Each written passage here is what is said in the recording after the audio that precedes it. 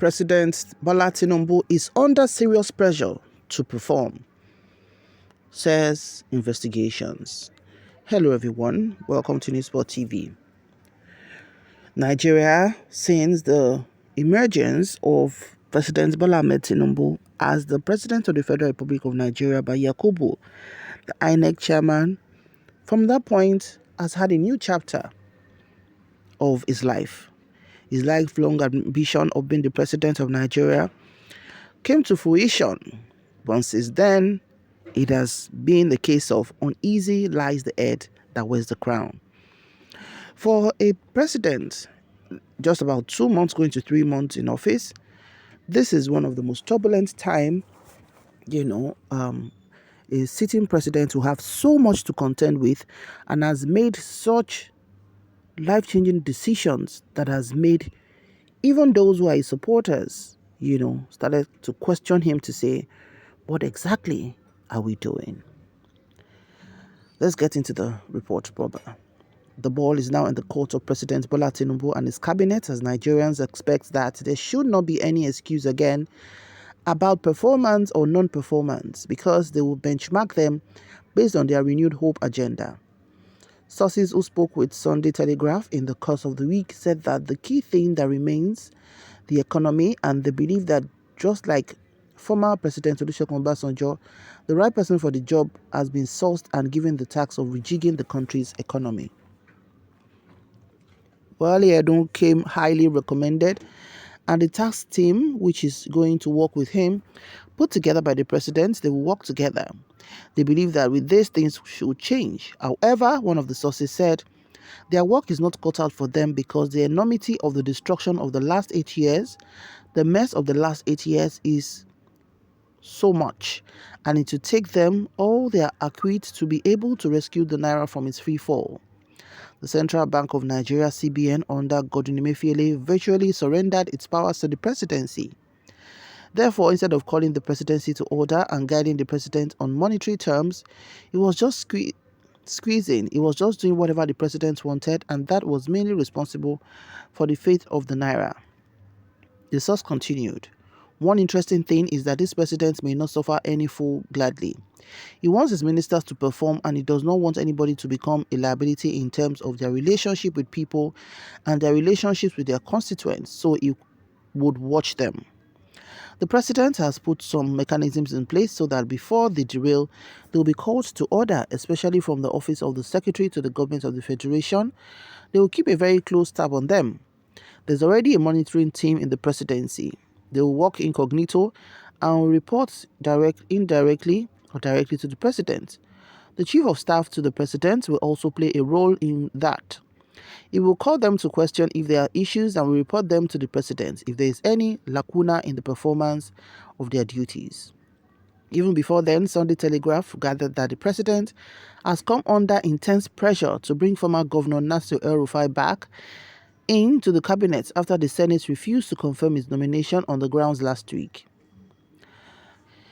Also last week, it was reported that there were more than the security reports being bandied about. One of the reasons was that there were quite a number of people who wanted to pay him back in his own coins, that he upset the delicate religious and political balance of the state by his utterances and actions while in office. Sources said those close to El-Rufai believed that he was set up for humiliation and that the Tinubu camp did not do enough to save him from the Senate, and that if the security apparatus was in the hand of the president, so he could have done the needful in ensuring that he was given an easy passage.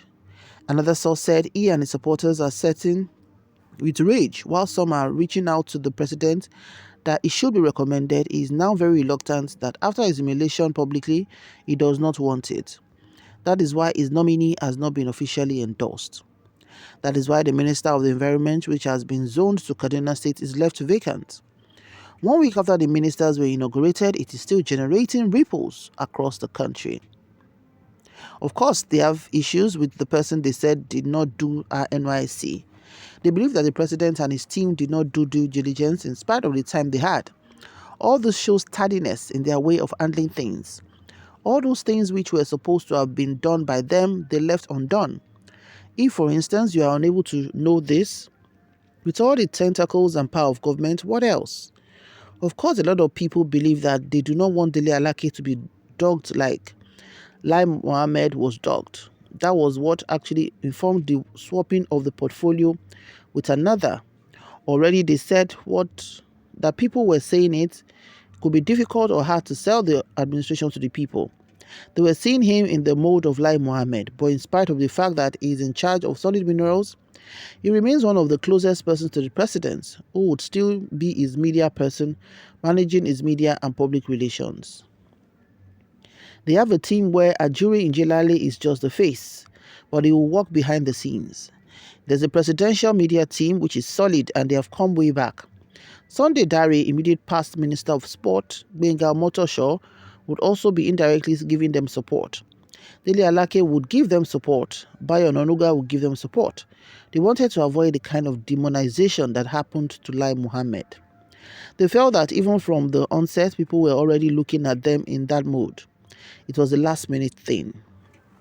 When it was decided that they do not want him demonized and they do not want a Minister of Information with liability from the outset, that was what informed that change. And when that change was made, it was out of that they asked him which ministry he would like to go. It was then elected to go for the solid mineral.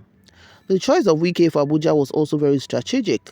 They needed somebody who could work in a way that would bring some sanity to the FCT. It is also strategic that he is the first minister of Southern extraction since the advent of civil rule. The last time they had a minister of the FCT was when Abuja was just being founded in 1976 or so. Meanwhile, the North is livid with the choice of Nyesom Wike as the minister of the Federal Capital Territory on two grounds. They do not like him. They do not like his politics. They believe that some of his utterances are targeted at a particular section of the country. The emerging power of the Lagos boys, Oyetola, has also joined them. This manifested in the change of portfolio overnight. He is now part of the Lagos Mafia, as some people call them. A lot of people are also saying that Tinubu has said through his spokesperson that you cannot be taking all the posts to Yoruba land without doing what you have accused Buhari of doing, is what you're doing.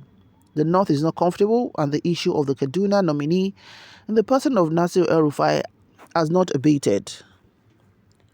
It has been so that some people have reached out to Tinubu that he should find a way to ensure that El-Rufai comes back into the cabinet.